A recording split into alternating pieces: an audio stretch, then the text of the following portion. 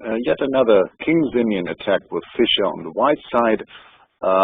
White has the bishop pair in this position, and here he went h4, h4, threatening to kick away this knight g6 with h5, and both white's queen and knight are hitting h7, so black must do something against that. He played knight f6, protecting h7, and now white to play, white to win. How did Fischer continue here?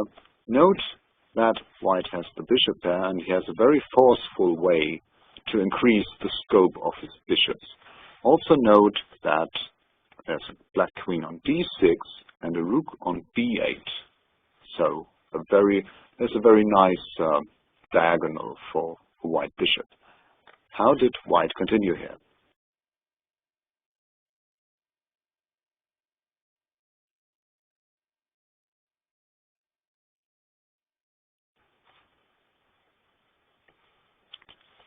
Knight takes h7, the first step to conquer the square f4 for the white bishop. Very nice.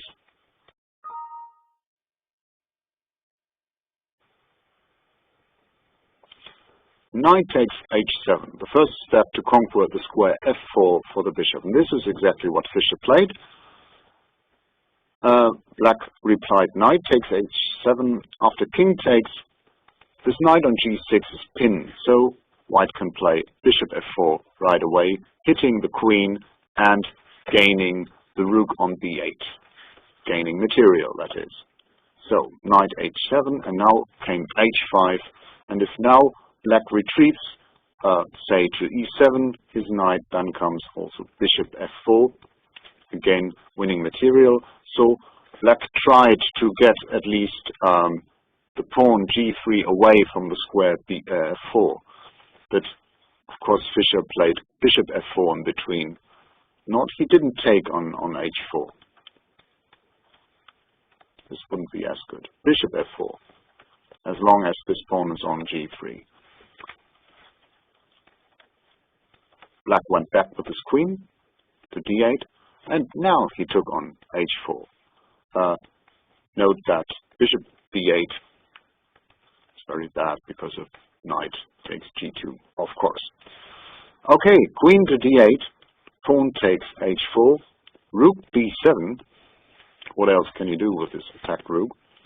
And here Fischer, I don't know whether he thought only for a split second about bishop takes d7. He was a great fan of gaining material, of course, but obviously this is not a move you play in a practical game. After bishop takes b7, the white king is very, very weak. Black threatens both queen to d5 and queen h4 with mate threats. So this is certainly not the way to go for white. And instead, Bobby Fischer went for an attack on the king himself. He played h6, ripping open the black king side. Black now captured on h4. Pawn takes g7, king takes rook e4, and all white pieces are coming towards black's king. Now the threat is bishop e5 check. This bishop is an uncontested piece, and there came queen h5, rook e3, f5. Note, he's not interested in that rook, not at all. It's not an important piece. Rook h3, queen e8, bishop e5. What a bishop! Check. Knight f6, queen d2. White is playing on the dark squares, threatening both queen g5 and queen h6. King f7, queen g5, hitting f6, queen e7, bishop takes f6, queen takes f6, rook h7 check, king back, and now white took on f6, and now I think finally after rook takes f6 he might have taken on b7 that rook, but now he would be a full rook up. So after queen takes f6, black replied rook h7, and after bishop c6 white resigned. Again, very forcefully played by Robert James Fischer, starting with a move knight takes h7, and getting his bishops into play, particularly this bishop on c1. Once it reached f4 and later went to e5, the game was completely lost for black. You've seen that. Very nice.